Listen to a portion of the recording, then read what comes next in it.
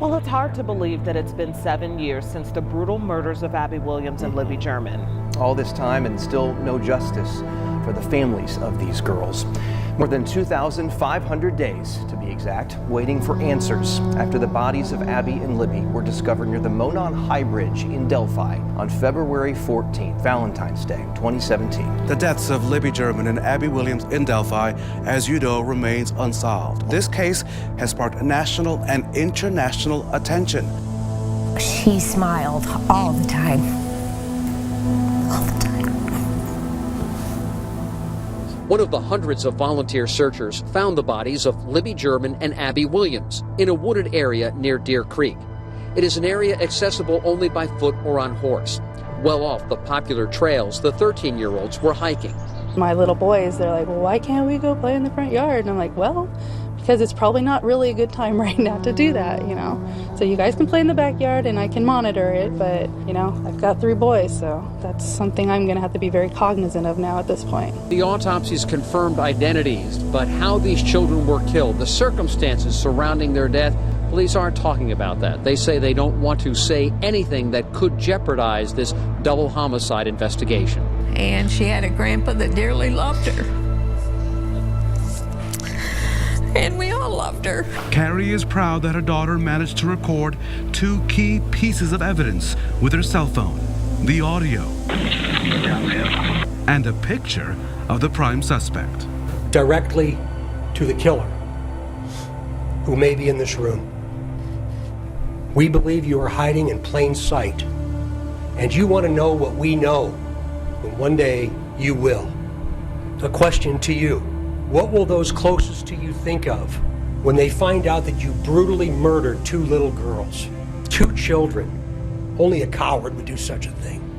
Police now say they're looking closely at a man who's behind a fake social media account. Detectives with the Carroll County Sheriff's Office and the Indiana State Police have uncovered an online profile named Anthony Schatz. Whoever created the fictitious profile, Anthony Schatz, solicited nude images of juvenile girls and attempted to meet juvenile girls as well. For more than 2 years, you never thought we would shift gears to a different investigative strategy, but we have. We likely have interviewed you or someone close to you. They don't know what they're doing still. They're kind of just circling around the same thing and nothing. There's not really been a lot of movement in the case. I mean, I've had conversations with police. I've spoken with private investigators, but most of the people that I've spoken with have basically said there's not really a whole lot they can do considering the police won't release information. The man arrested in the murders of those 2 teenage girls in Delphi, Indiana. That suspect is 50-year-old Richard Allen. Police have charged him with the 2017 murders of 14-year-old Liberty German and 13-year-old Abigail Williams. Attorneys for the man charged in the case say it wasn't him. Instead, he says the girls were sacrificed as part of a pagan ritual by a white nationalist group. In court filings today, attorneys for Richard Allen accuse investigators of ignoring critical evidence from the scene, linking the killings to a group called Odinism. Allen was arrested last October. His attorneys blamed 4 other people for the murders. Prosecutors say Allen confessed in a prison phone call to his wife. Hey everybody, so before we head tonight to the bridge to investigate what may have happened out there to Libby and Abby, I want to cover some developments that have occurred in this case very recently. Some really interesting, pretty disturbing stuff. I've got some pictures to show off. We're sitting in our hotel room here just waiting to, we're going to go get dinner after this and then head to Delphi. But first, I'm just going to run you guys through a little bit of the case. So, right here, this is Abigail Williams and Libby German. These are the 2 young girls who died that day and whose investigation we're focusing on this evening. So, basically, in February of 2017, on February 13th, the day before Valentine's Day, which is, we're almost going to be there on the anniversary tonight, Libby and Abby went hiking in Delphi, Indiana. So I'm going to really water this case down because there's so much detail here. And if you want to listen to our podcast about it, Murder in America, we covered this story in extreme depth. So that day, These two girls went hiking in a nature preserve area in Delphi, Indiana.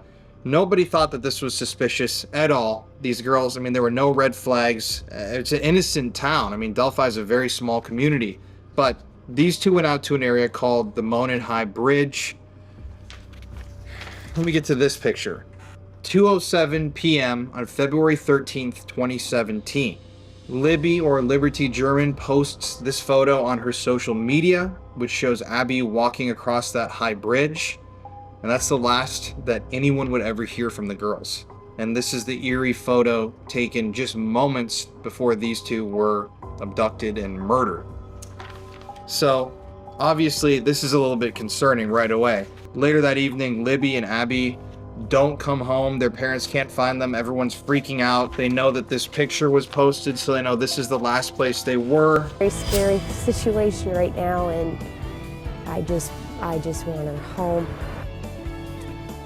All right, an update now on our top story. Those two missing girls in Carroll County. The Sheriff's Office and members of the Delphi area community continue searching for those missing girls in the Delphi area, saying now they won't stop until those 13-year-olds are found. It's been nearly 24 hours, of course, since they were reported missing. 13-year-olds Liberty German, Abigail Williams, last seen around 1 o'clock Monday afternoon near the Monon High Bridge, that abandoned rail bridge just outside of Delphi. We are told that volunteers will be sent out in groups where they will comb the area in efforts to find these two girls. Police continue to search for two teenage girls who went missing early yesterday.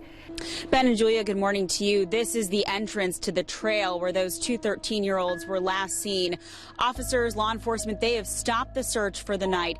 But in the meantime, other folks have come out. We've seen family. We just saw a group who didn't even know the girls come out here because they heard the story and wanted to come out. They're here with flashlights searching for them, doing anything they can. There's been so much pressure to try and find these two young girls since they went missing yesterday afternoon. In the meantime, we do want to give you another look at these photos. This is so important so that if you do see them, you can let police know.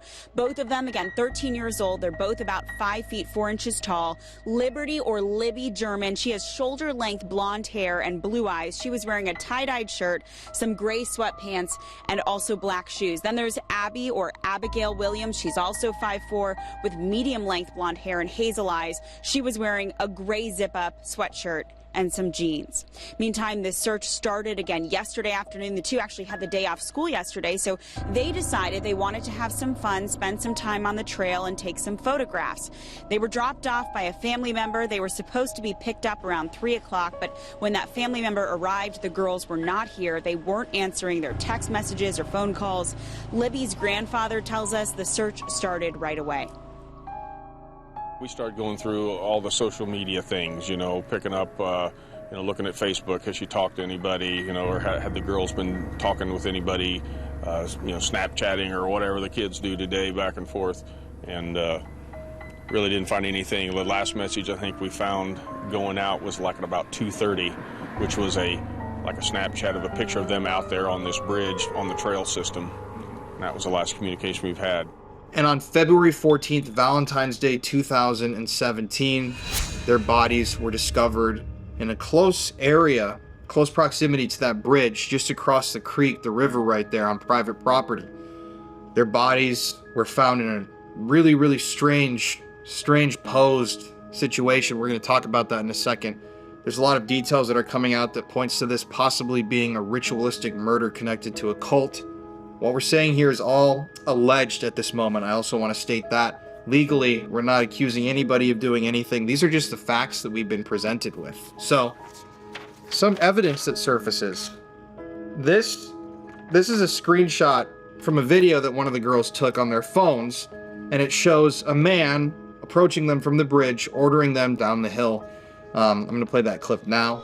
The man in this video has never been found and never been identified, but police say he remains a person of interest in the unsolved 2017 murder of two Indiana teens. Along with that haunting image, his voice was found captured on a cell phone belonging to one of the victims, 14-year-old Libby German. The bodies of German and her friend, 13-year-old Abby Williams, were found in the woods near Delphi, not far from the abandoned rail bridge seen in that cell phone video, and where the two girls went for a hike.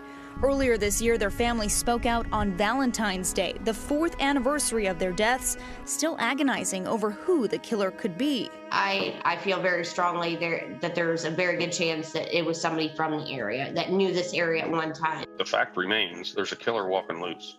He knows where Delphi is. We know that. Police released this sketch of the suspect in 2019, asking the public to take a close look. The result of the new information and intelligence over time leads us to believe the sketch, which you will see shortly, is the person responsible for the murders of these 2 little girls. Then address the murderer directly. Only a coward would do such a thing. We are confident that you have told someone what you have done. To this day, police continue to reveal new clues like this fake social media account they say could be connected.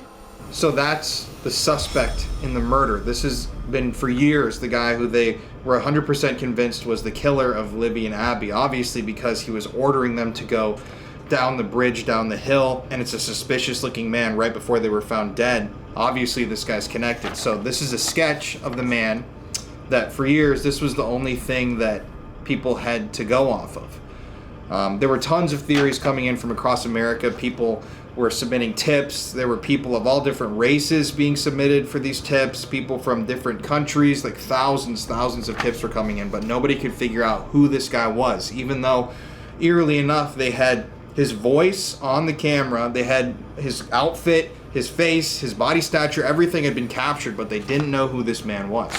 He's definitely connected. Now, something that's interesting is that there was another sketch that was produced that looks vastly different than that sketch. I'm going to put that on screen now.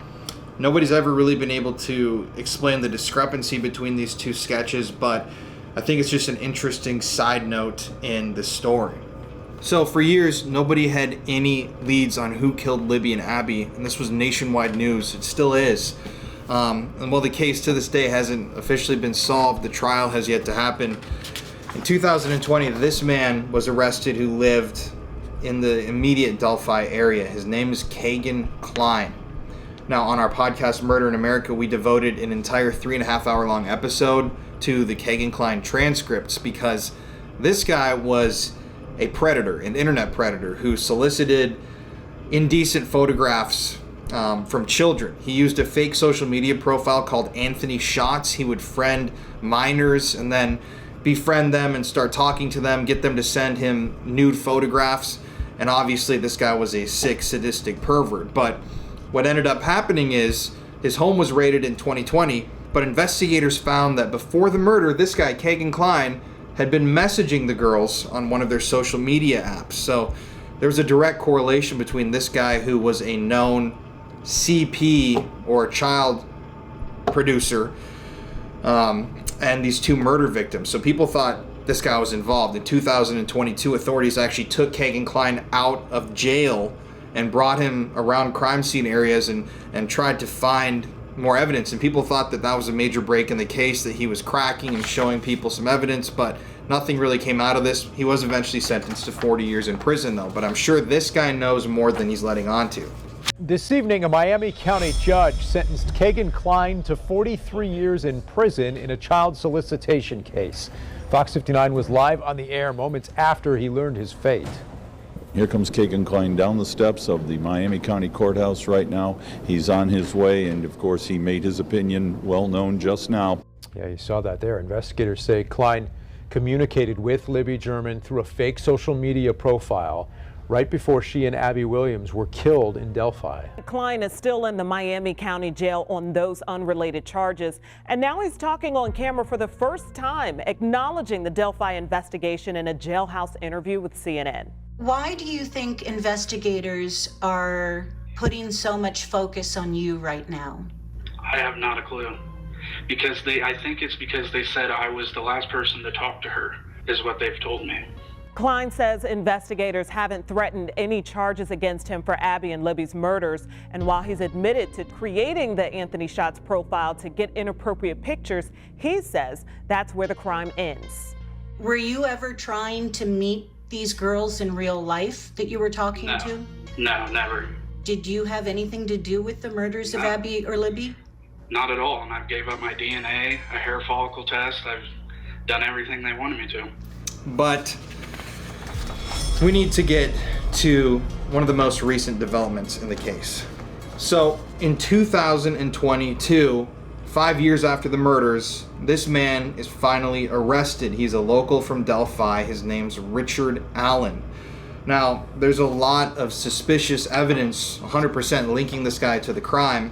For example, one of the main things prosecutors are using is a bullet that was found at the crime scene that has been linked to a gun that he owns. They said that this unspent bullet had passed through the pistol that Richard owns, which obviously is a direct link to the crime. He also confessed to his wife allegedly on prison phone calls that he committed the murders and he killed Libby and Abby. Today is not a day to celebrate, but the arrest of Richard M. Allen of Delphi on 2 counts of murder is sure a major step in leading to the conclusion of this long-term and complex investigation.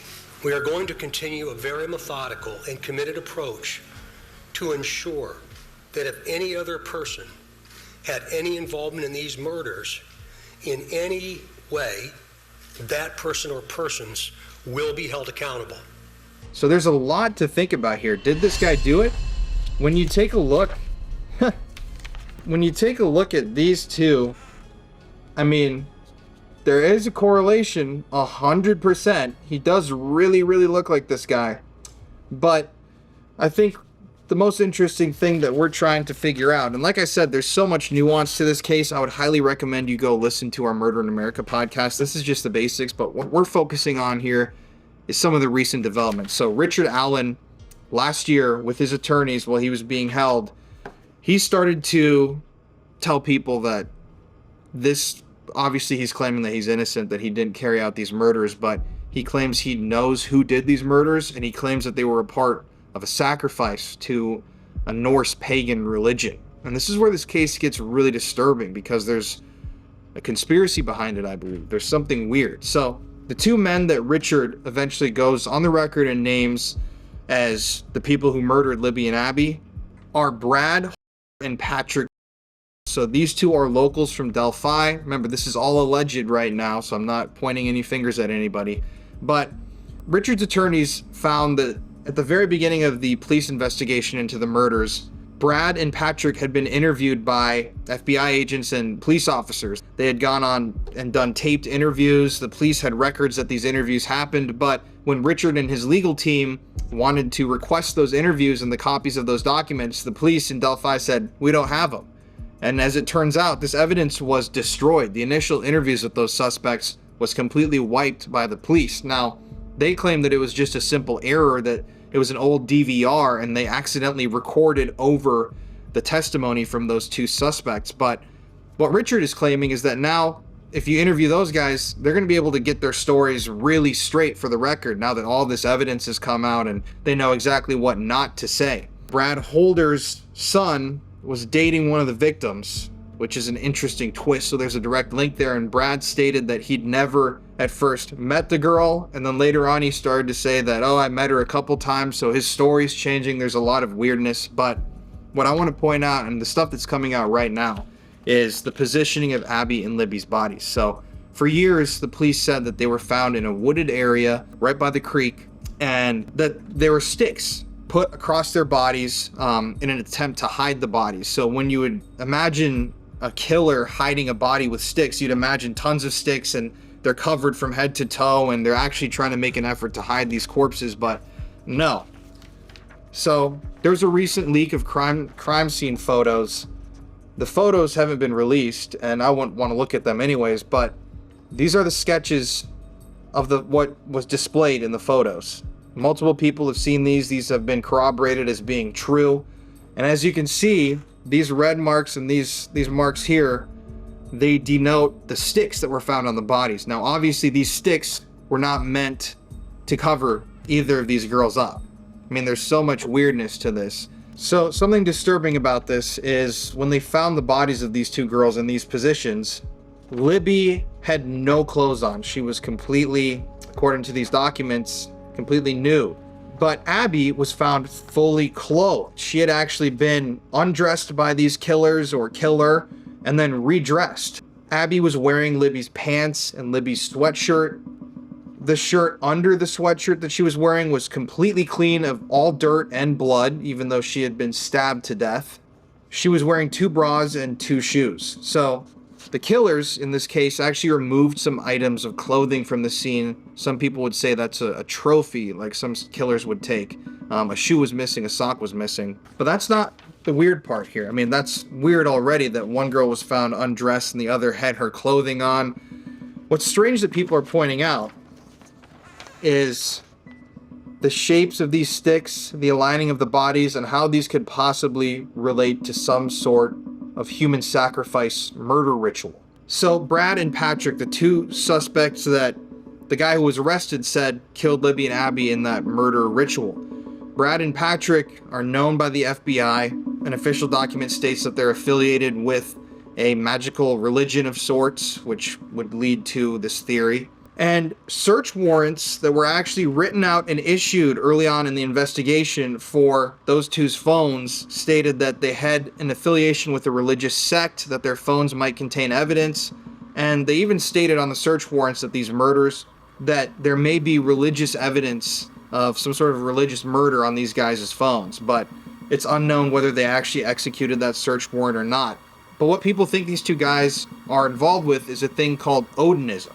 So Odinism is an ancient, heathen, pagan, pre-Christian religion. It's a Nordic religion, and they worship a bunch of different gods, like Odin, like Thor. And this is a religion that in the last couple of decades, and I mean stretching back all the way to World War II, has been heavily tied to white supremacy, to domestic terrorism, and to violence. For example, the worst mass shooting in Norwegian history was carried out by a man named Anders Breivik.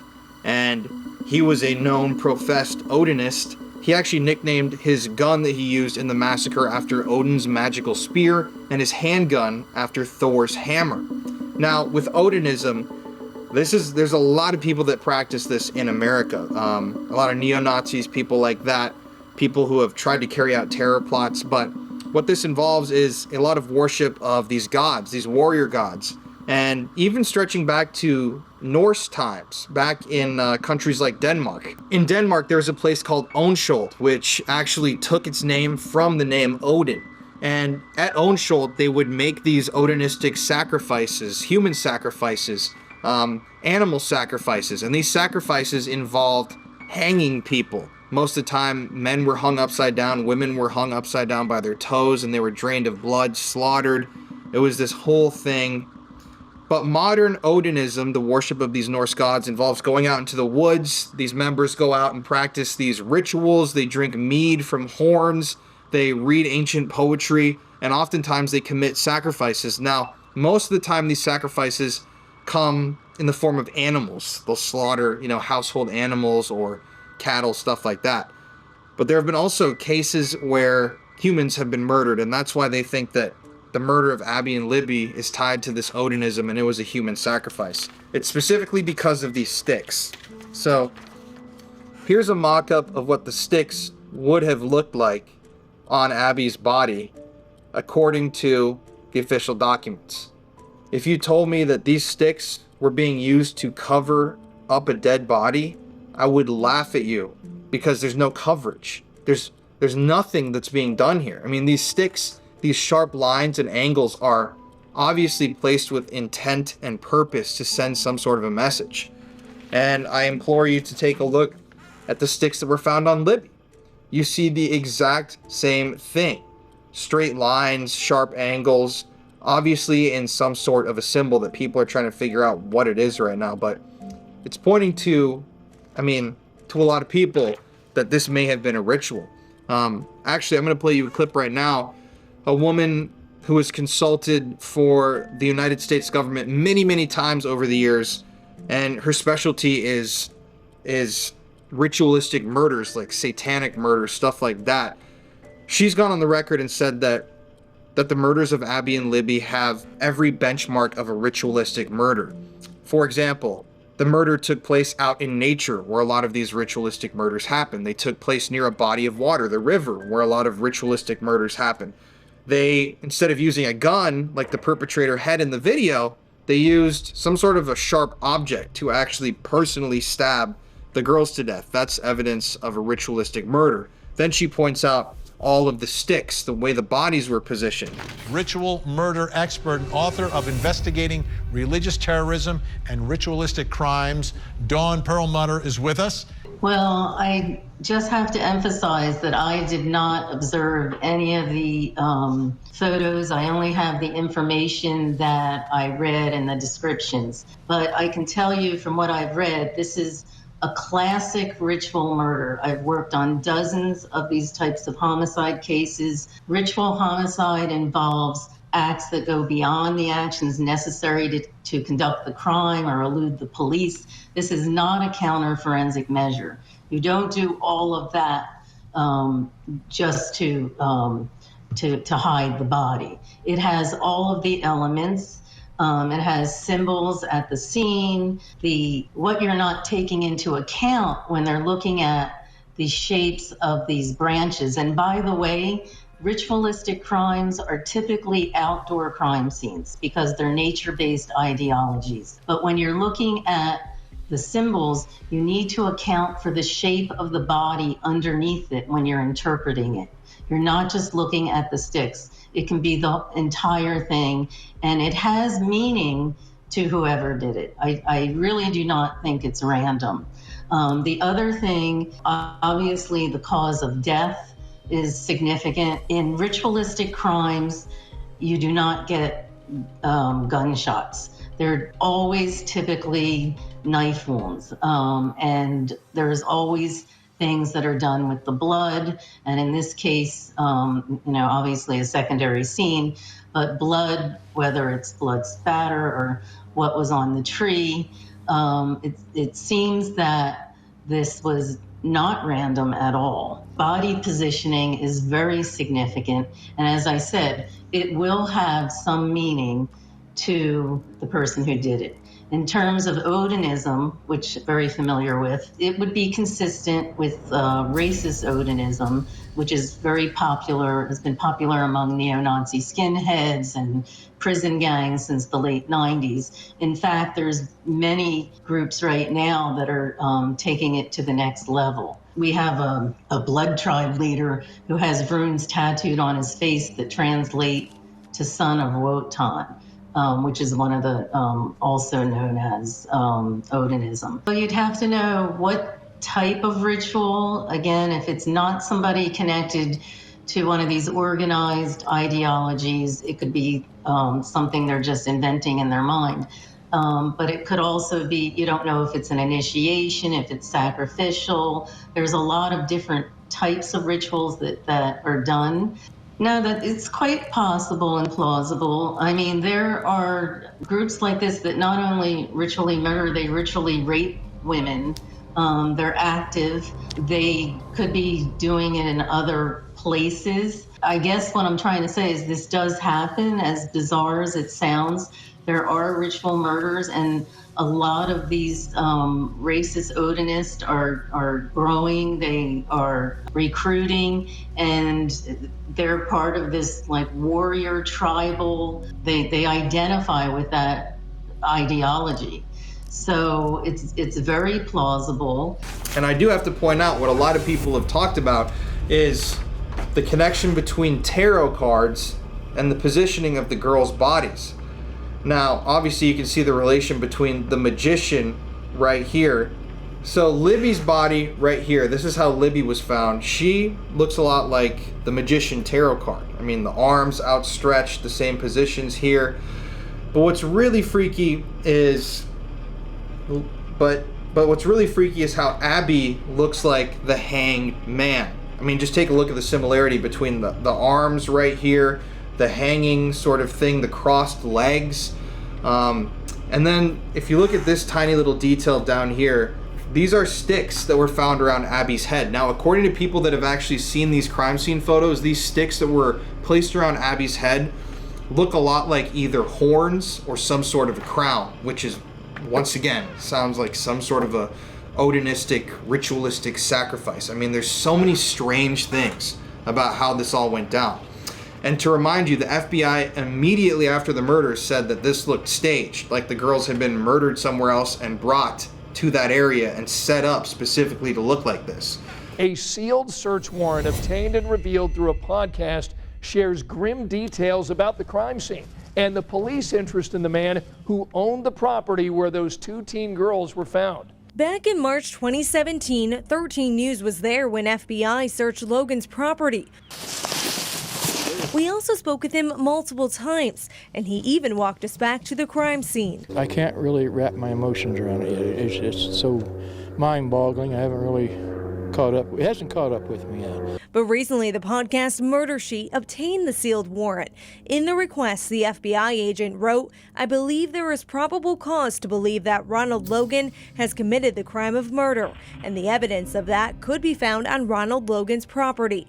The agent then went on to detail why, saying Logan asked a relative to create a fake alibi for him for the afternoon that the girls were reported missing. There was also cell tower data that tracked his phone to the crime scene. Plus, investigators interviewed 2 women who had been in a relationship with Logan, and both reported that he was physically abusive. The leaked document also gave new information about the crime scene, saying one of the victims was missing an article of clothing.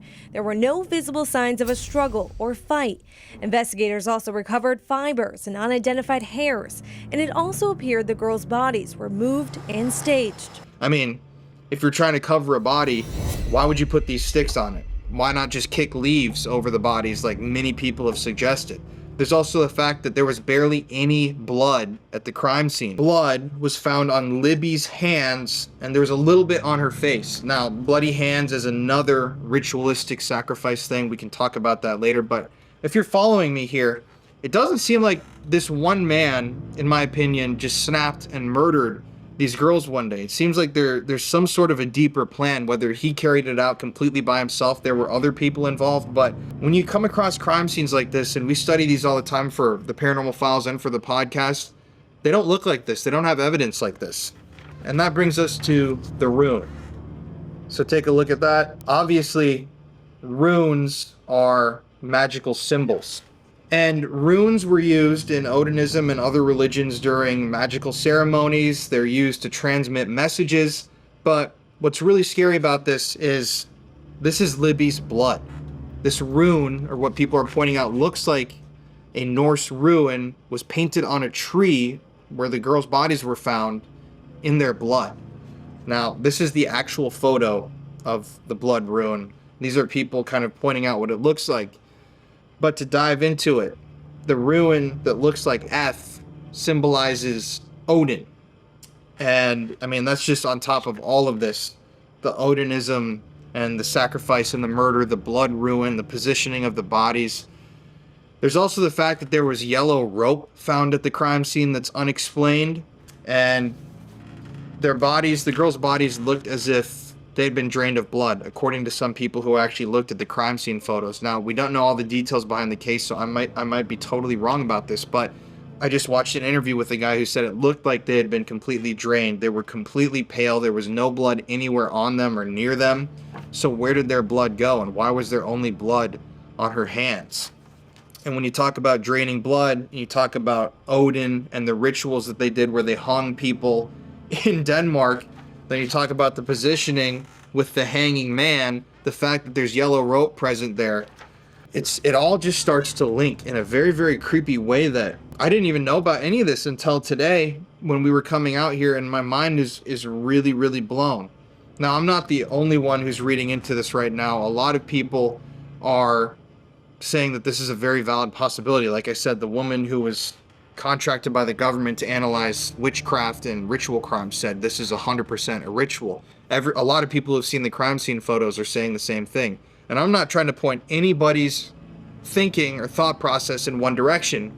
I'm just pointing out that this is really, really strange. And it shocks me.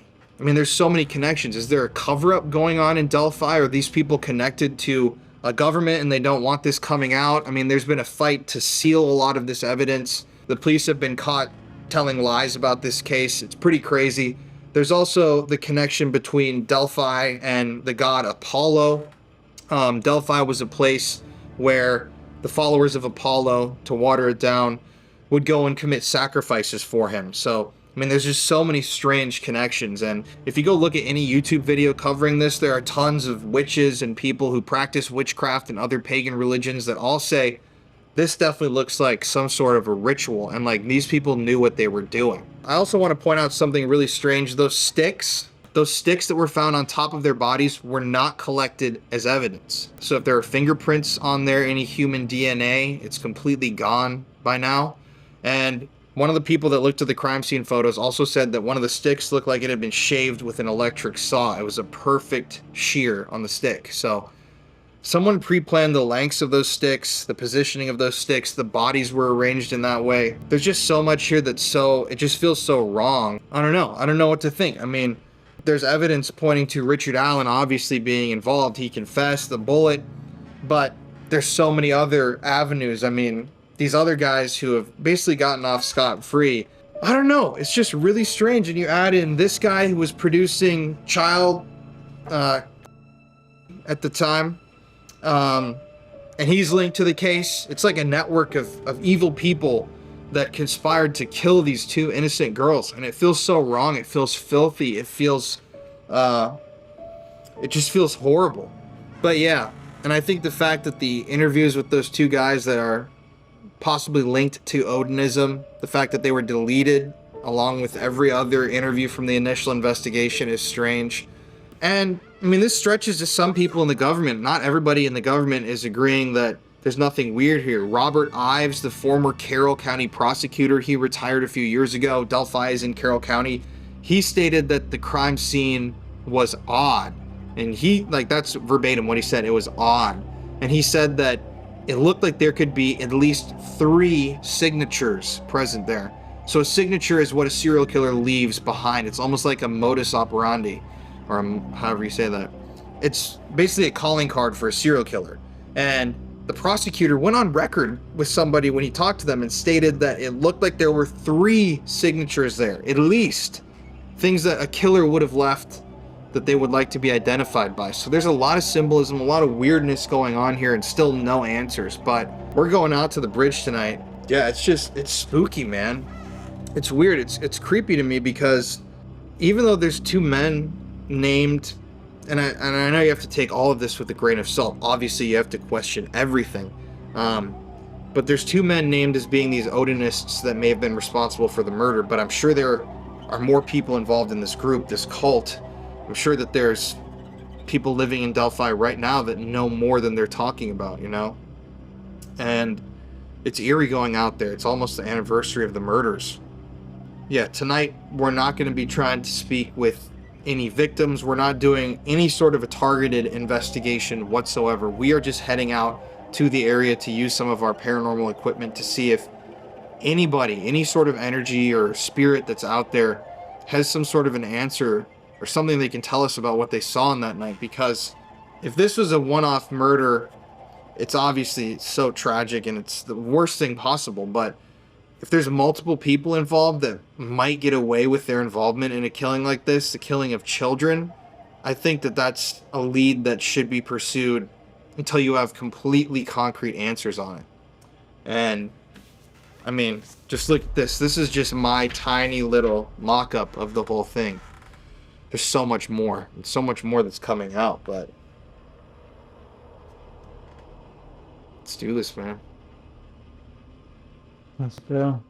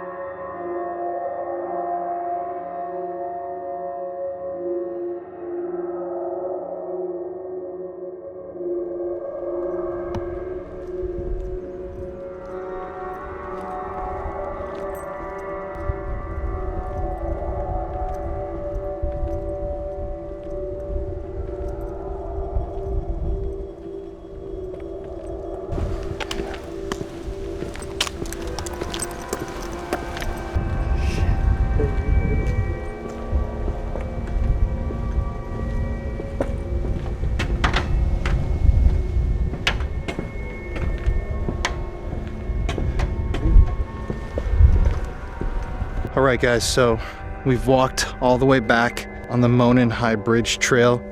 We're crossing the bridge right now. So this bridge is an integral part of this story.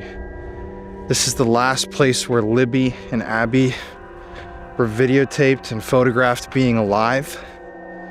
And this exact path that we're taking right now is what the killer walked right before he forced the girls down the hill to their murder.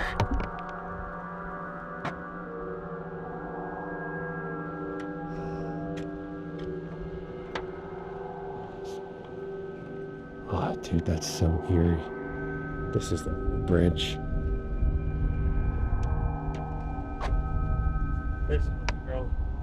This is the bridge that the girls were walking on. Dude, I can just picture the crime scene now. It's so eerie to think about Libby and Abby walking right here and that guy coming. So he forced them to walk. I'm assuming they were on that end. He came from this way and said down the hill.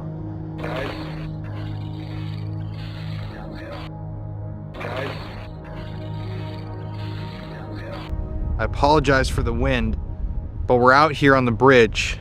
Now, this is the most arguably important part of this entire case because it's right here where the video and images and audio of the killer were captured as he walked this very path over to this side of the bridge where Libby and Abby were standing.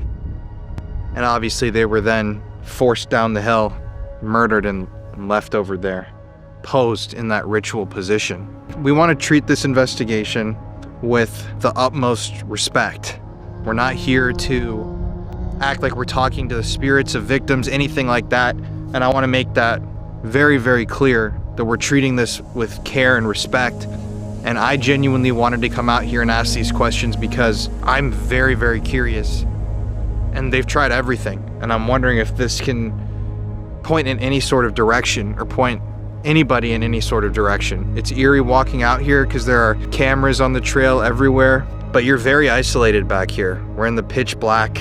There's no light. There's two things I want to point out real quick. One, coming out here made me think, and it's eerie, if those guys really did have a part in this crime, the two men who are not under arrest, and they were doing rituals out here in these woods, it's kind of frightening to me that we could possibly run across somebody out here deep in this forest area. So that's just an honest, genuine little bit of anxiety it gives me because we're way out here.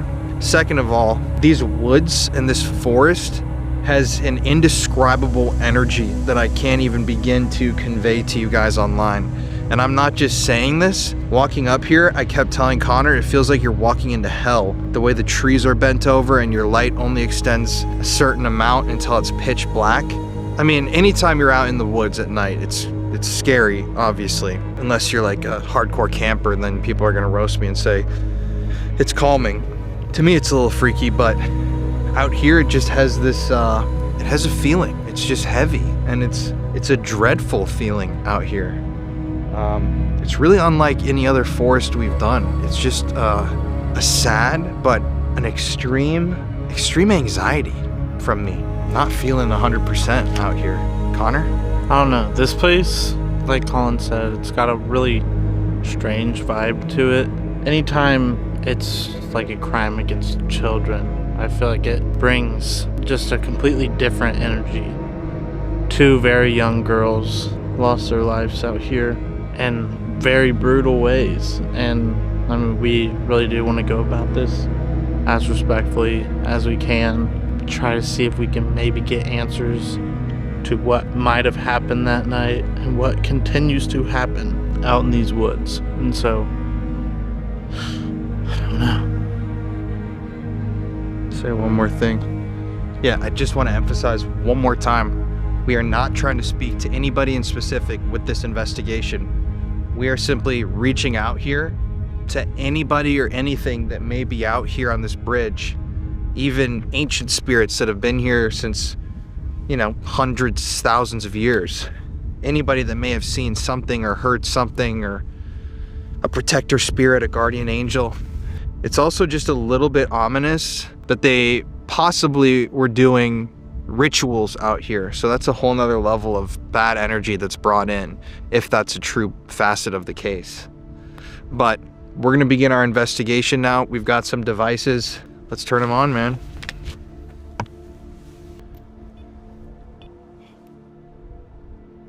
Are you rolling? Mm-hmm. There's a spike there. I got Richard. Richard? Wait, bro. Richard's the guy that was arrested, Richard Allen. I'm not kidding, Connor. Hold up, I'm gonna verify that right now. It is. Dude. Okay, guys. Richard, the first. Oh name my on God, screen. bro. I got like full body just now. Dude, what? Actually, though, like, what is that, dude? Oh my God, bro. I'm actually like, what? Sacred ground. This is where they're doing the rituals. I know. Okay, so I know there's gonna be people watching our videos for the first time. We use these devices. These are phone apps. They work the same as ghost hunting devices like the Ovilus that you see all the time. They record basically energy fluctuations, put it through an algorithm, gives you a name or a word. You cannot manipulate that thing. There's no possible way for you to get into that app and add words or make words happen. And the very first word we just got out on this bridge is the name of the guy who was arrested and is about to go on trial for the murders here. The guy who looks a lot like the person in the sketch that was on this bridge. I mean, dude, is that not right like here on this bridge? That is just. I'm actually like. Holy shit. That's why.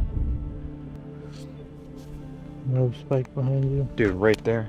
Okay, thank you to whoever said. Did you hear that? Like a. That came from down there. Mm-hmm.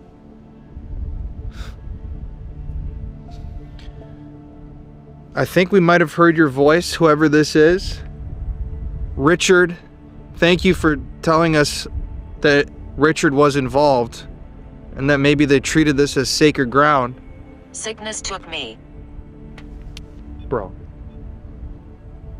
That was a like footstep right there. Did you hear that? Yeah. That was like a...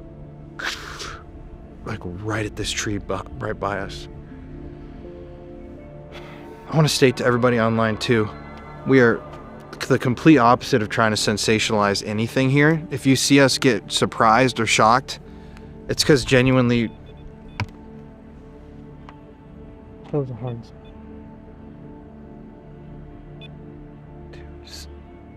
Okay, so right now, whoever told us Richard...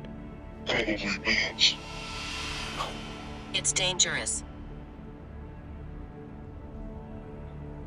Sacred ground, it's dangerous, Richard. Dude, birds at night. We've said this many times on our videos, y'all. Birds at night, it's an old myth. Leave here. Dude, that's so sad. It's like somebody who was hurt here saying, it's dangerous, please leave. Richard is crazy, bro. That's crazy. The first word is the main suspect. Can you identify who you are to us? We have a little bell down here too. If you want, you can come tap on this bell and show us that you're here. Whoever's here, we just want to speak with you. We're not coming here to harm. We're only bringing good energy with us. We just want to figure out what happened to Abby and Libby out here. I don't know if you know what's happening right now, but a man named Richard, like you already said his name, he's been arrested for the crimes. We want to know if that's true, if there are more people that were involved in what happened. Dude, right when I said that. Watching. Holy watching. Sacred ground and holy. Why do you say that this is sacred, holy ground?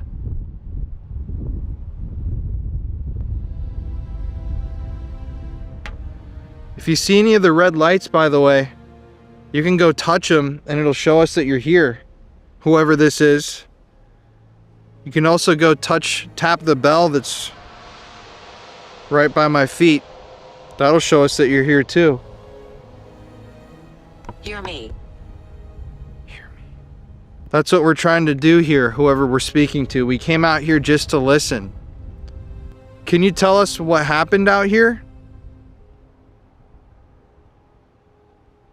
Was there a ritual done here? Amy. Amy. Don't leave us.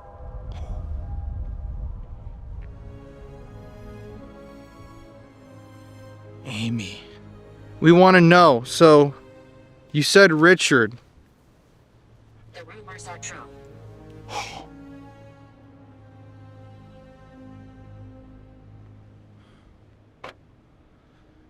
And guys, I know people are going to say we look dumb using phone apps. I know the comments are coming, but we've used these on like 50 investigations. We wouldn't use them if we didn't believe there was something to it. Just like all the other devices. Mm-hmm. This... Concerned. You hear a whistle? What are you concerned about? Are you concerned about telling us the truth?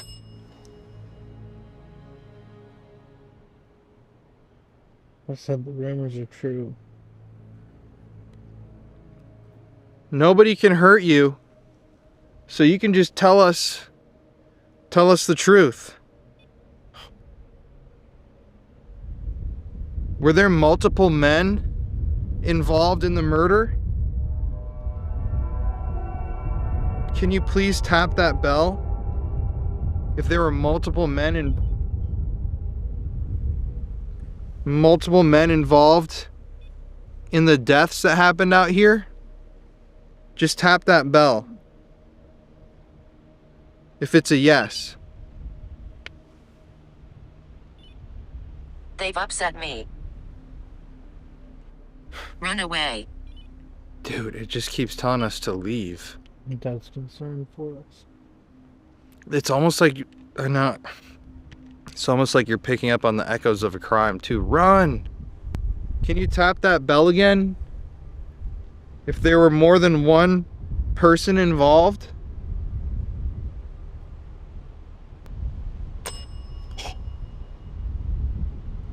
Can you give us the name of one of the people that was involved or describe them?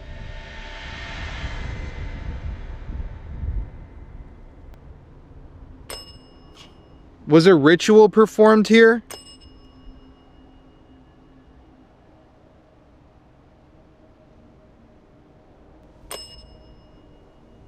Someone's here with us. Did you see what happened with your eyes? Can you tap that bell if you watched this happen? Gilbert. Gilbert. We gotta write these names down. I'm gonna write down Gilbert. Yeah, you can screenshot it. A little bit easier. I know that there's not as many names as we'd like on that device.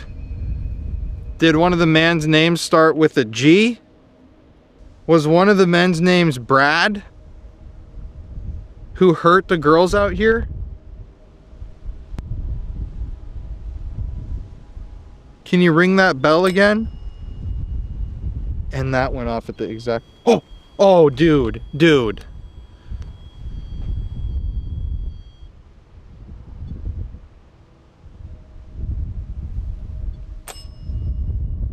my camera went out of focus. Brad. So Brad was involved. Whoever this is.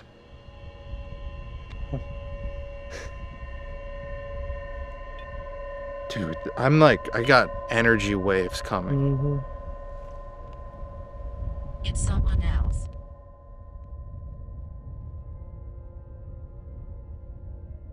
What was that?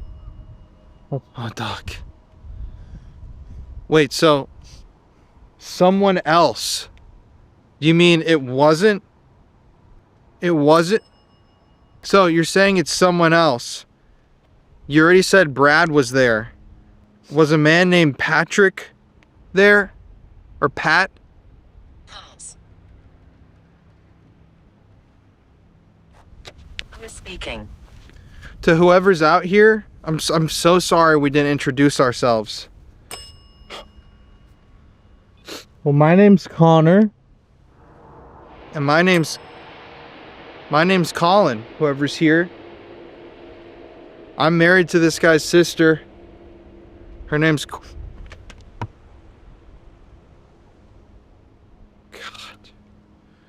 Those ducks, dude. I know. It's a geese. Once again, yeah, we're not here to hurt anybody.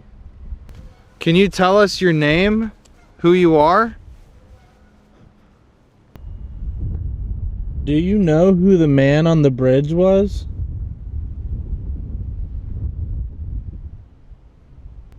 Visit. What do you mean by that?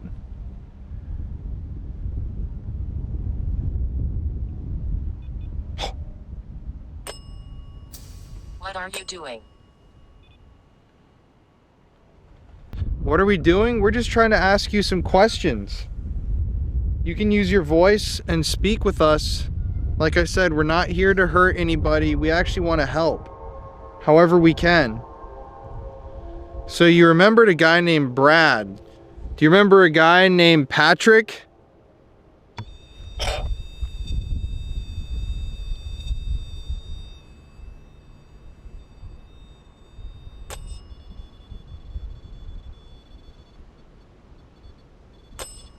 Sound. Dude, okay, I'm actually a little bit genuinely... This is so crazy. The first thing we get is Richard. What the fuck are these? These geese are going crazy down there. And then we ask if they remember Brad, and somebody's letting us know that Brad was here. Do you remember a guy named Pat? You stay a while. Yeah, we're staying right now. We're just hanging out. So you remember a guy named... Oh! Yes, you remember a guy named Patrick as well? He was here? Nora. Thank you to whoever's talking with us. We're going to sit down and try to talk to you.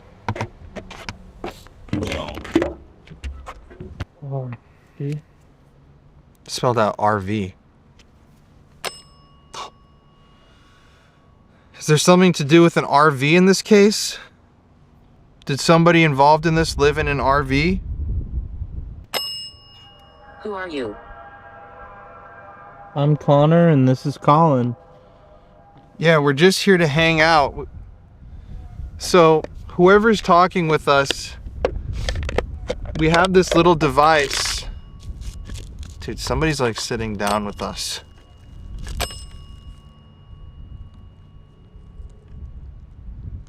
Are you sitting here with us? Deride. Okay. I'm gonna press record on this thing and just try to use your voice and speak with us.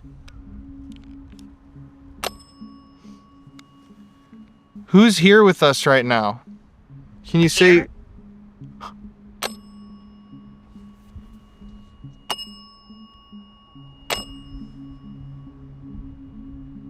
Yes, who's here with us? Can you tell us your name? I'm gonna turn off this bell. That's weird as fuck. It has like a question. I know. Like Here? question mark behind it. Here? Can you tell us what your name is, please? So we know who we're talking to? We introduced ourselves.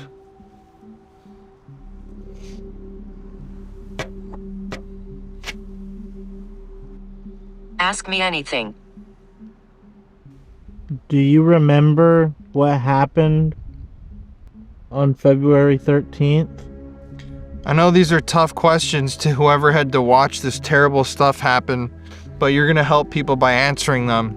Were the people, or was the man who murdered those innocent girls doing some sort of magic or witchcraft? Hunting. Fight. Hunting and fight. Was there a significance to the sticks that were laid on top of the body?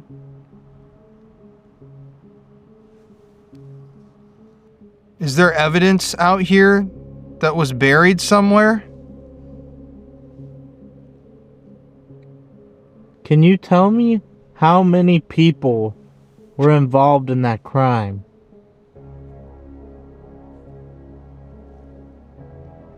Isaac.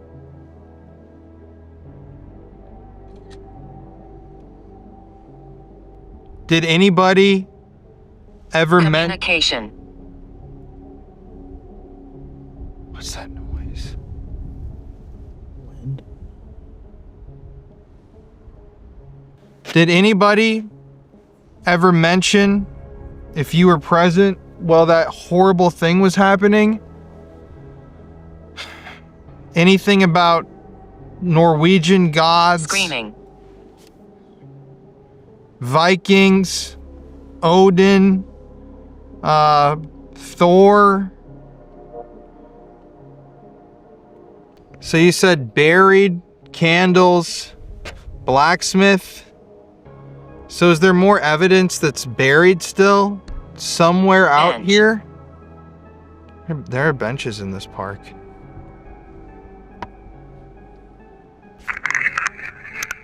you tell us what your name is, please? Do we know who we're talking to? We introduce ourselves. Ask me anything. Do you remember what happened on February 13th? We're here. And do you remember what happened on February 13th? We're here. My parents. It said he murdered. What happened on February 13th? We're here. I know these are tough questions. Whoever had to watch this terrible stuff happen, but you're going to help people by answering them. Were the people, or was the man who murdered those innocent girls doing some sort of magic or witchcraft? Murder. Hunting. Fight. Hunting and fight. Man, innocent girls doing some sort of magic or witchcraft? Murder. Hunting. Fight. Hunting and fight. Was there significance to the sticks that were laid on top of the body? Buried. Is there evidence out here that was buried somewhere? Can you tell Are you afraid? how many people laid on No, we're not afraid. buried? Is there evidence out here that was buried somewhere? Can you tell me how many people were involved in that crime? I think I heard there were 3. that was buried somewhere? Can you tell me how many people were involved in that crime? I think. Did Anybody. 7. Oh my god, bro. Anybody. crime? I think. Did anybody Dude, it literally says 7. how many people were involved in that crime? I think. 3 children. They left me. 3 children here, they left me?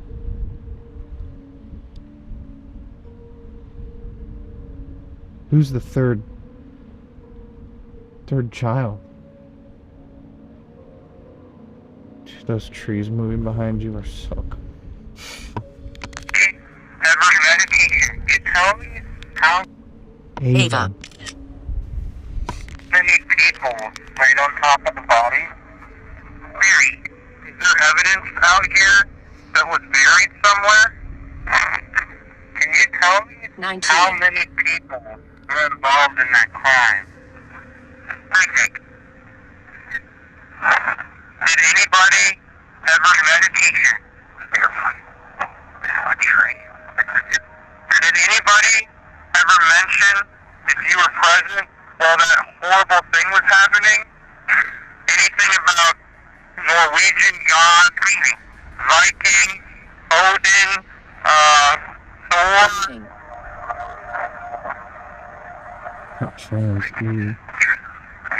Suffer. Anniversary. Dude, anniversary. This is almost the anniversary. That's crazy. Okay. So, if you remember anything about that day, can you please tell us the name of one of the people that did this? Give us their name or tap on this device. It has letters. You can stop it on a letter that their name starts with. 3 lights. Candles and 3 lights. Were they burning candles out here?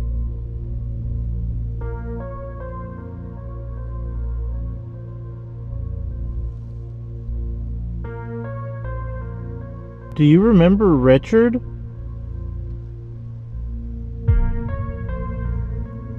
Eleanor. What's in your hand? We have cameras in our hands. Were they mentioning, or was he mentioning, why they were doing this? Benjamin, I lied to you.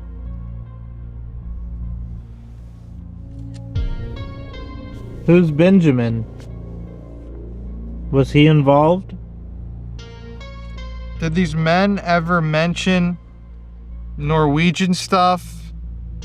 Like Thor? Or Odin? Or some sort of magic?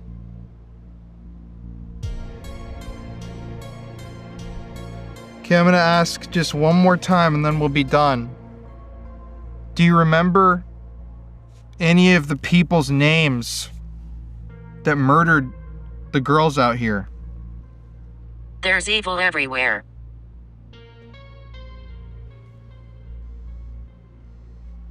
Can you tell us one thing about what they looked like? Okay, listen. Can you see me? So, if you remember anything about that day, can you please tell us the name of one of the people that did this? Give us their name or tap on this device. It has letters. You can stop it on a letter that their name starts with. Silent.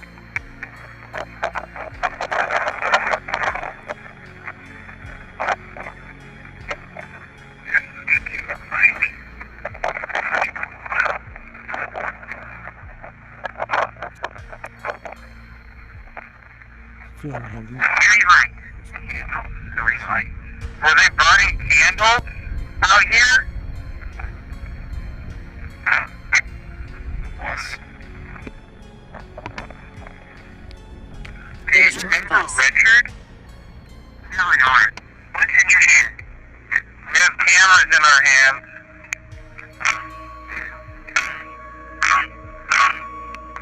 Were they mentioning, or was he mentioning, why they were doing this?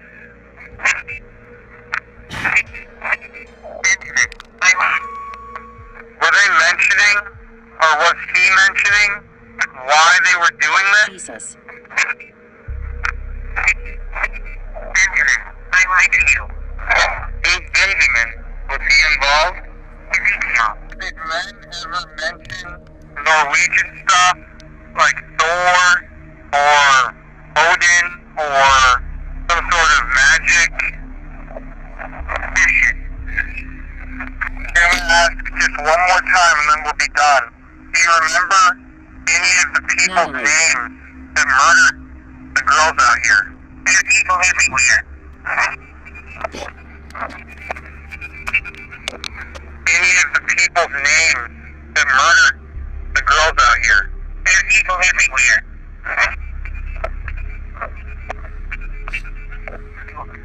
Can you tell us one thing about what they looked like? From the 1800s.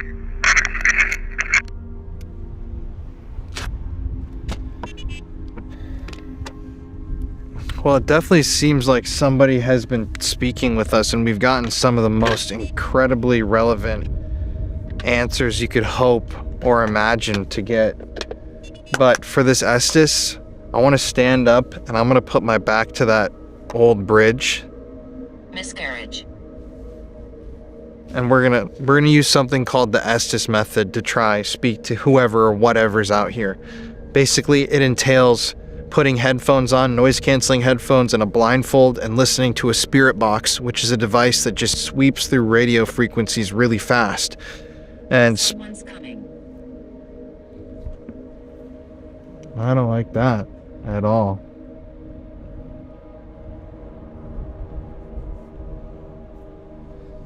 But the theory is you're able to hear voices from different dimensions as you access the radio waves, which you can't hear with your own ears.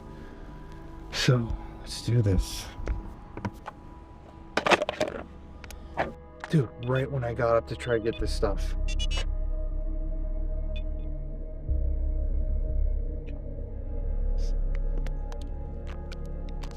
So I'm gonna put the blindfold on now. I'm standing with my back to the bridge. And just, let's try to figure some of this out, man. All right, to whoever we've been talking to, we want to get some answers. Wendy. Yes, it is windy up here. We want to know what happened on the night of February 13th. Do you remember that night? Mm-hmm. You do remember? I'm hearing like a It's so weird, dude. It's musical, like a horn, like like, yeah, I've never heard something like that on Estes, like Do you remember the girls? Mm-hmm. Keep hearing like this weird musical, like it's, dude, it's so weird. And then like a little What's this music about? What are you trying to show us with the music? It's a celebration. What are you celebrating? Oh, I just heard a woo! Success. What was the success? It's like a deep man voice that's like Who is this man?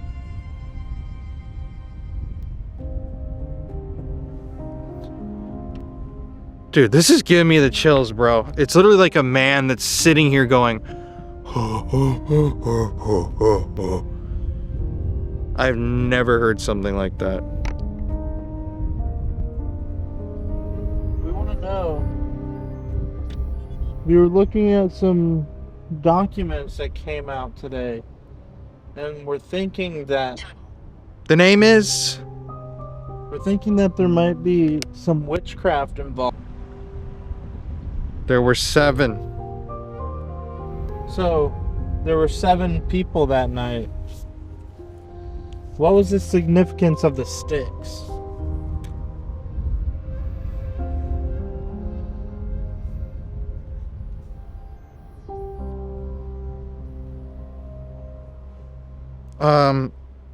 Eva or Damon or Mjolnir or something like Renner. It was like a weird word, like but it sounded like could be anything. Power. Was it a sigil? Oh, I just heard like a scream. Ah!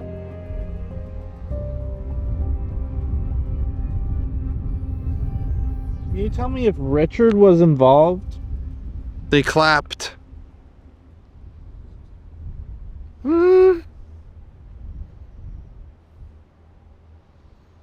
Dude, I just heard someone's coming. Just like that. Again. Who's coming? And I'm hearing this weird like Like I've never heard something like it. Like a deep man voice. Who's coming?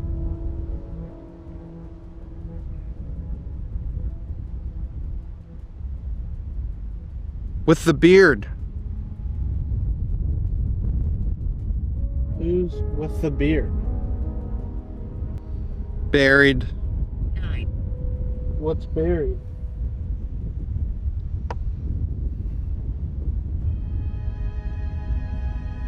Can you tell me what's buried?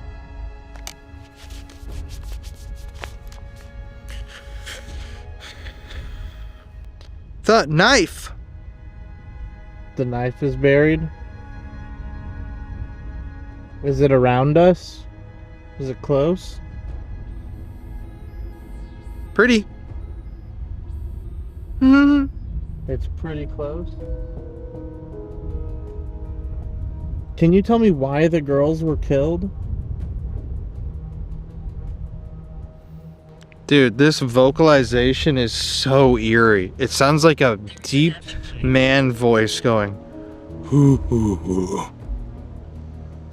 Random. Who is this man?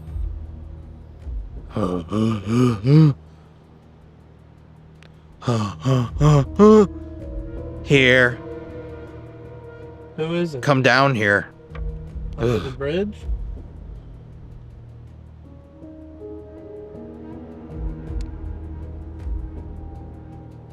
He told me.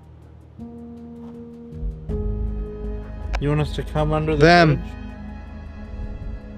Ben? Who's Ben? The Raven. This isn't really making much sense. Can you Can't remember. Can you tell me who the man is?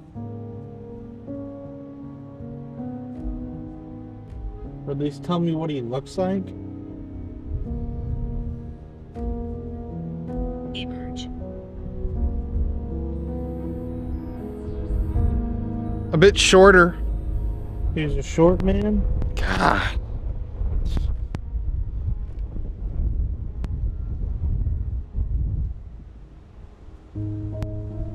Anything else you know? Funny tooth. He's a short man with a funny tooth? What's his name, Richard? They tried something. Was it Richard? There's another. There's more than just one? There's Richard and someone else? Victims. There's more Coming. Victims are coming? Oh, dude, I just heard a very eerie voice. Follow me. I'm not gonna follow you anywhere. Help. How can Go. I'm taking my time. How can I help you? How can I help you? Right down there. What do you want me to do down there?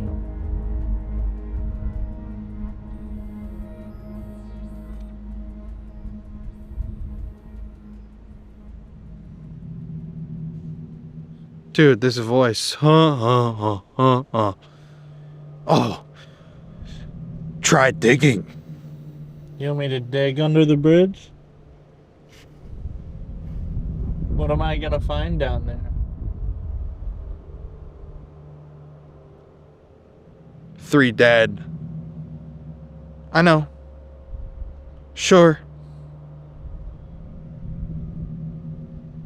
Who am I speaking to?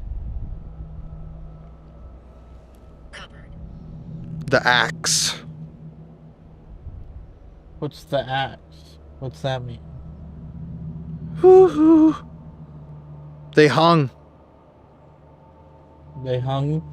They hung you? There are some secrets. There are some secrets buried. Like that, dude. So, there's secrets buried. Why were they... Little money. How can we find out these secrets? There's too little. What do we need to do? Oh no. We want I answers. just heard another scream. Like, We want answers. What do we need to do? just wait. That's all we can do is just wait. The secrets will come out. Ring. Threatening. More than one. Alright, well. Is there anything you want to tell me? The Raven. And then another. Ah! I keep hearing these like screeches. It's horrible, actually. Alright, well, we don't have. Shut up. We don't have much more time here tonight. We'd love to get one last thing from you. Is there anything you can tell me?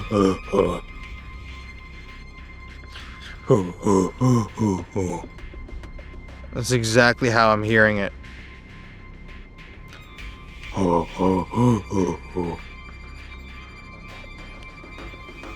Run. Alright, well. If you don't have anything else to tell us, I think we're gonna get going. Rich. We're gonna get going. We're gonna come back tomorrow in the morning to come say goodbye to you guys. Is there anything else you would like to tell us?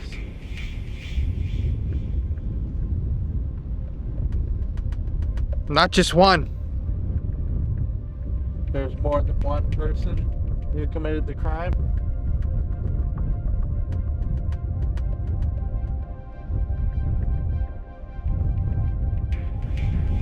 Come back, don't stop. Alright. There's two.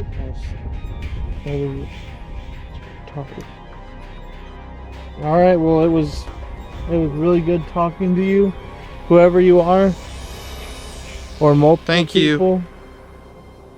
Mm-hmm. I like that. We're gonna come bring you flowers. We really appreciate you talking to us. The candles. Again, the candle. Something with the candle, bro. I don't know what that is, but it was a man that said that. We really appreciate you talking to us. We want you to have a warrior. Peaceful rest of your existence. Alright. God. Oh my God, bro. You scared me.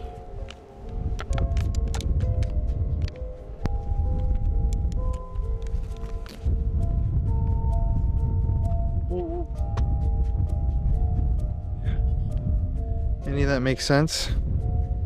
Some of it. Just kept saying their secrets, they're buried. Yeah. Someone wanted us to come under the bridge. But not really much more. I'm interested to go edit this and see what all was said and research it and see what I can make sense out of that. Leave. Alright, we're sorry we have disturbed you if that's what you want. We're gonna pack up and leave. We're gonna come back tomorrow and bring you something, whoever's been here speaking with us this evening. Thank you for taking the time to come talk. Hopefully we got some good information so we can try to help figure out what happened here.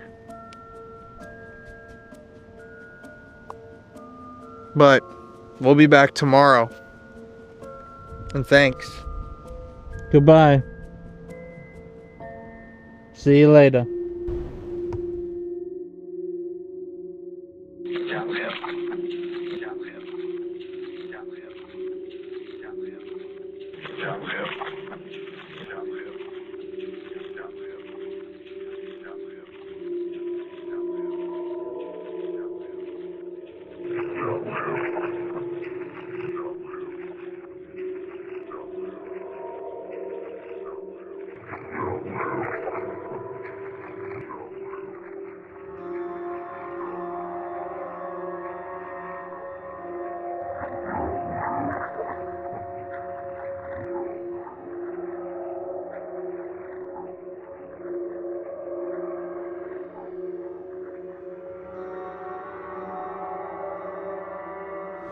Something else eerie to point out while we're out here is the fact that there are cameras all along this trail now. Like right there. What? Oh.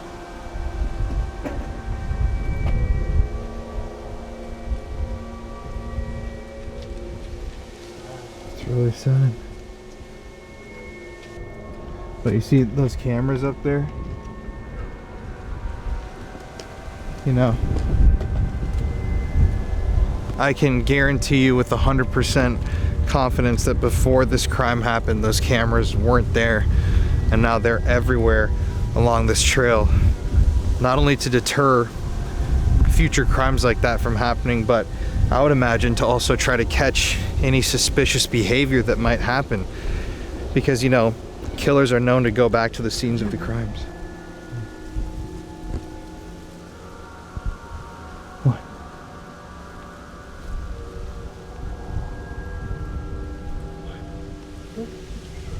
Oh, it's a geese. Oh, jeez.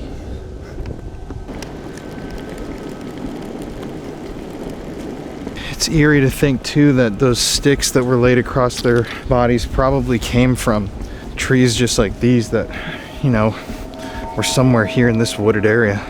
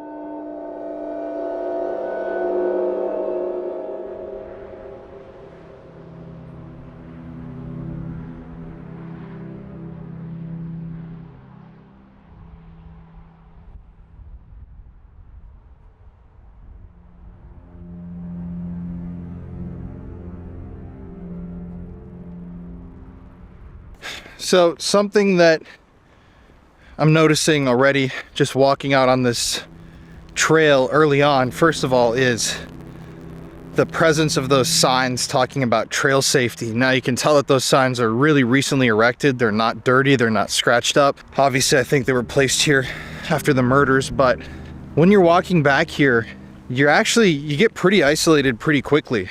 And these paths are brand new, which is another kind of just bit of eeriness, considering that before the murders, these were just kind of dirt paths that led back to the bridge, and nowadays they're really well maintained and there's tons of security cameras. So yeah, I mean, it's a beautiful trail, but when you know the history of the area and what happened here literally less than a decade ago, and it's a crime that, like we've said already, is not officially solved yet, it adds just an eerie element to this beautiful walk.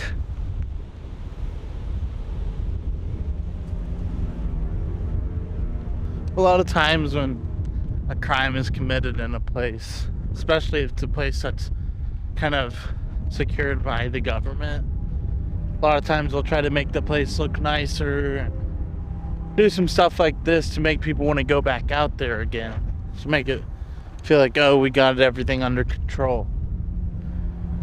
The sad thing is that they don't have it under control. I mean, there was a lot of mishandled evidence. A lot of times, the killer's from this area.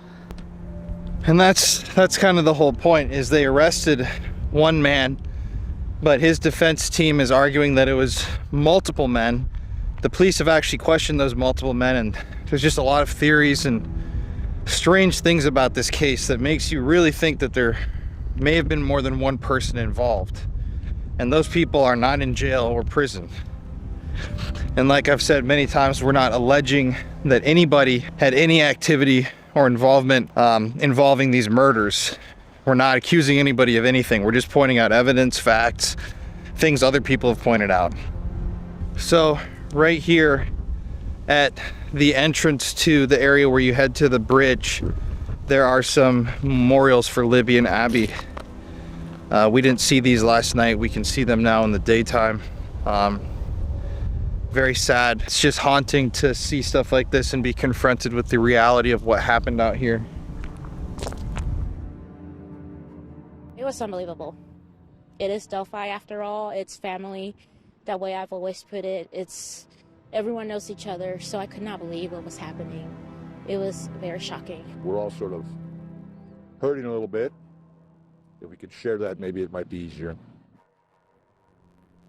So actually the bridge is just a little bit further down, and then the bodies were actually found almost straight across this way on a piece of private property over there. But it all started on the bridge, and then we still don't know. That's the whole thing. We don't know if this person committed these murders on the bridge area, under the bridge, if they took the girls somewhere else and killed them, if they killed them in the area where they were found. There's so many mysteries and so much evidence that hasn't been released yet that it's still unknown, you know, exactly how, why, and where all this went down.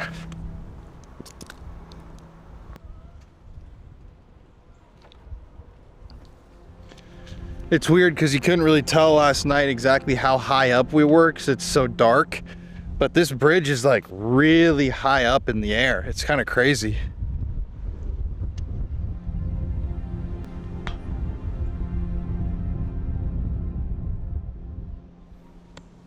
It's kind of interesting when you look down here. There seems to be some sort of a campsite or some materials down there.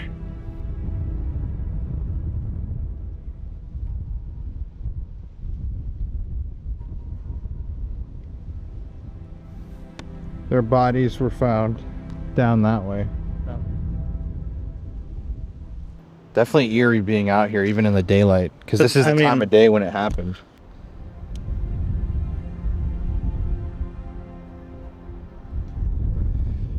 If only bridges or wood could talk, honestly, because who knows exactly what happened. We do know, though, he was right about there.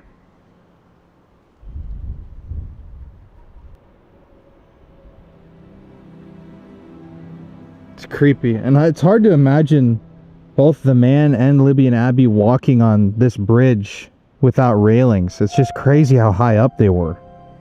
You don't really realize from that video how high up and kind of scary. Like, you couldn't pay me to walk across this without a railing. It's crazy how, like, this fall would kill you.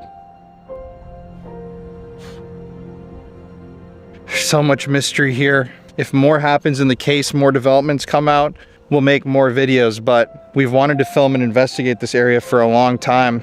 So whoever was out here speaking with us last evening, thank you for talking to us, and I hope you find peace and can recover from that tragedy. Yeah, whoever it was speaking to us, we want to say thank you.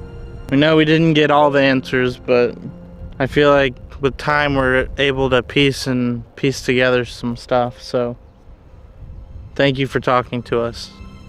We hope you find peace. All right, guys, so really quickly, I was just looking up some more details about the case while we were leaving. I just realized 2:07 p.m. is the time when Libby posted that photo of the two girls out on the bridge over there. And when I checked my phone, it was exactly 2:07 p.m. right now. So this is the exact kind of lighting the environment would have had. This is exactly the vibe it would have had. Same time of year, only a day or two from literally today is the anniversary. So it's just eerie because it's so bright out and it's so calm. I mean, you'd never suspect that a murderer would be walking out here on this trail and in these woods. I mean, it's the exact down to the minute time of day when that picture was posted, and the same type of weather in that photo. Just so strange. Doesn't seem ominous or anything. Scary how that can happen when it just seems so peaceful and normal.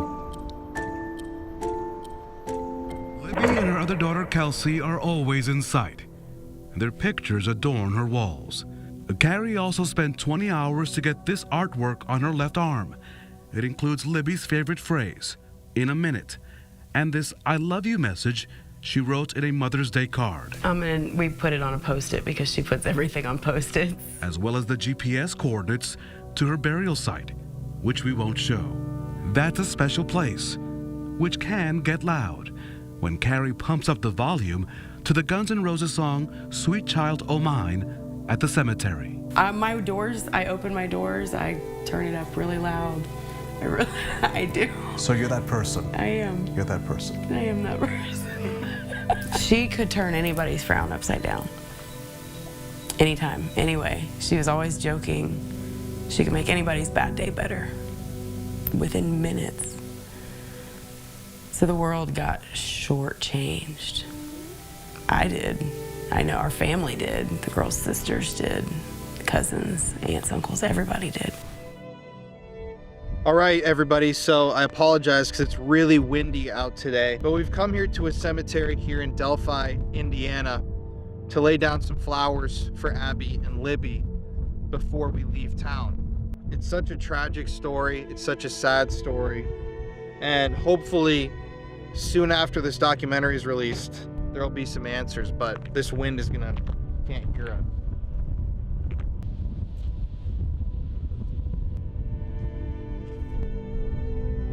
Libby,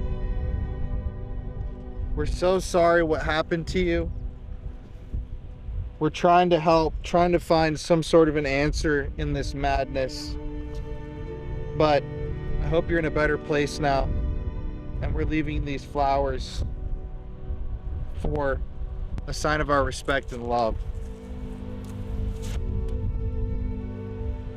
Now, Libby, we want to say we're really sorry about what happened to you. And that nobody deserves to go through that. And we hope you find some peace.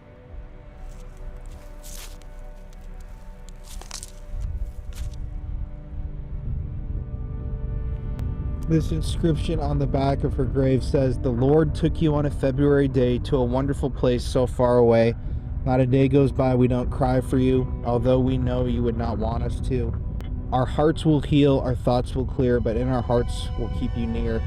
For God has welcomed you with open arms, with his love and without any more harm. We'll keep your memories in our minds, but happiness without you is awful hard to find. You will always be a blessing. No one can replace our love for you. But living without you is the hardest thing we do. We'll wipe our tears for you're in a better place and keep our memories of you that no one can erase." That's really beautiful, but like really sad.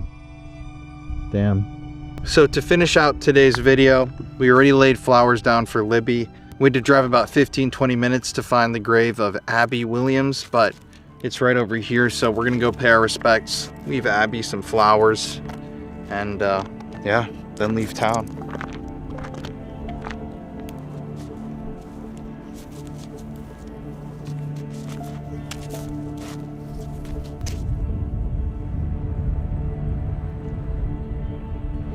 It's really sad.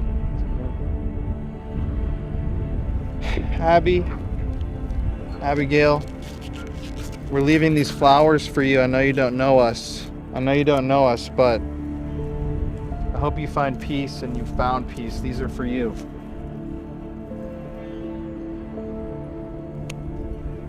Yeah, Abby, sad that this just happened to you. Nobody should go through this. And we want you to know that we're actively trying to figure out what happened to you. We hope you find peace in that.